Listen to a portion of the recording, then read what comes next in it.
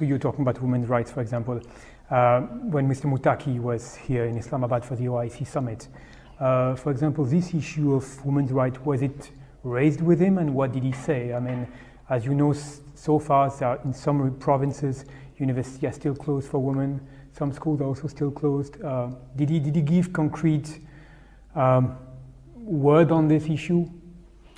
Was he accurate? It's not concrete. They agreed to the principle. Right. How they will go about it, you know, if anyone is familiar with the Afghan character, they should realize that they are very, very proud people. And, you know, you can't push them. They hate outside interference. In 2001, Pakistan was one of the 3 countries that recognized Afghanistan.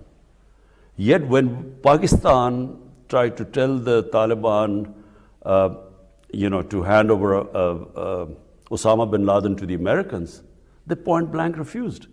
So there's a limit to, you know, what outside interference or pressure can do to a government, specifically a government which is fiercely independent like the Taliban. So just a caution that if anyone thinks that, you know, you can force them, force the pace of what they believe is an inclusive government and human rights, well, it's not going to happen. And we should not expect, you know, what we expect women's rights, according to what the people of Afghanistan think and what are Western women's rights. There's a big gulf between the two, and that's not going to happen. Western-style women's rights, if that is an expectation in Afghanistan, will not happen. But, you know, they've agreed that girls should be allowed to study. So that's, you know, there's no, at least that one point they have, when they came here, they agreed. Right. They said, we are just taking our time, we are seeing the right conditions, but they've agreed to that. Right. As far as the security concerns you know, I'd like to know a bit more about the security concerns you have coming from Afghanistan. More precisely, you know that the Tehrik-e-Taliban Pakistan has bases in eastern Afghanistan, especially Loya Paktia. There are also the possibility that some Baloch insurgent groups could be also active from Afghanistan. They've carried out a couple of attacks against Pakistan recently. Are these some of your most pressing concerns that you have at the moment? 2 concerns. Number 1 is are the refugees. Pakistan already has over 3 million Afghan refugees.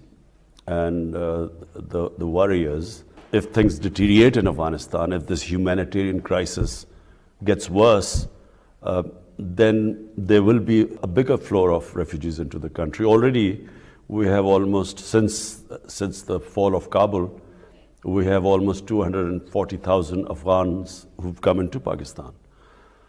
So number 1, I mean, you know, the country just cannot take more refugees. We don't have the resources.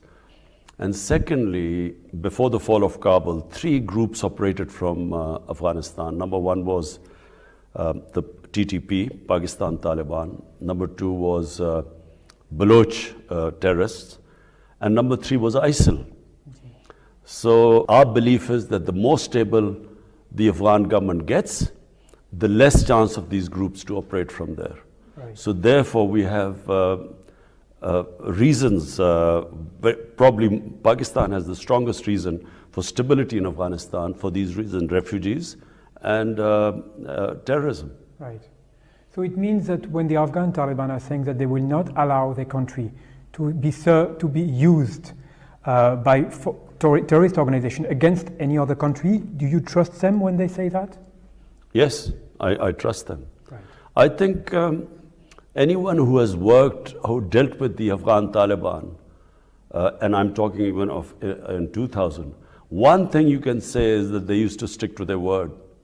I mean, when when our truckers or people used to go, after the Taliban took over, when they used to go to Afghanistan, previously, after every 50 miles, there was a warlord who used to take money. When Taliban came into power, basically there was complete security everywhere. And when they guaranteed security, you got it. So we believe that they will, because it's in their interest. What Taliban would, or government would want most of all, is to look after their people, and they can only look after them if there's security and trade. Right. So I think yes, as I said, not only our government, all the neighbors believe that stability in Afghanistan is extremely important.